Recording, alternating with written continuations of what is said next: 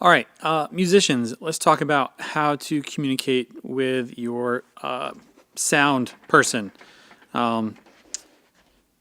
when talking about your in-ear monitor mix. First of all, don't be afraid to talk to your sound person. If there's something wrong, at least try to explain what's going on. The breakdown in communication usually comes to as it's kind of hard to describe what you're hearing for them to possibly help adjust or make adjustments to your in-ear mix. But certain words that seem to work really well here at Powhatan that everyone can kind of understand. If someone's in-ear monitor mix is too bright or too tinny, that usually means that it's too harsh, and for the audio person, that means they have to take off what we would call like 2.5K or a 3000 hertz area. Or if it sounds muddy or muffled,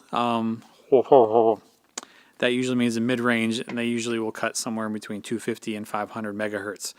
I know that sounds really sciencey and also very unprofessional, but do your best, band members and audio people, to try and understand what the person is saying.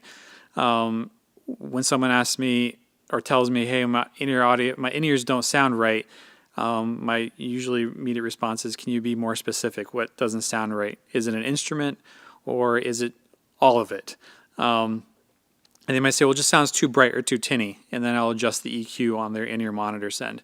Or they might say, "It just sounds too muffled or too muddy," and then I would adjust the EQ on their monitor send. So take the time to kind of maybe ask questions back and forth until you can kind of feel like you understand what they're saying.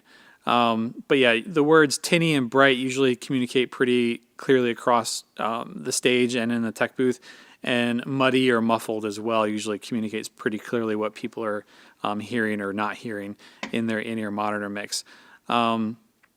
Again, it takes just a little bit of time for both parties to understand what might be going on the stage.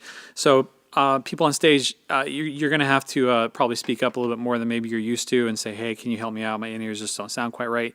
And sound guys, you might have to be a little more attentive to look at the band members. If you see a band member taking their in-ears out, ask them, "Hey, what's wrong? Is everything okay? Or is there something I can do to help you fix it?" So I hope this helps. If you have any questions, you can email me, and let me know, or shoot me a text message, or call me if you have my number. My information is on Planning Center, and I hope this helps. All right, thanks for your time.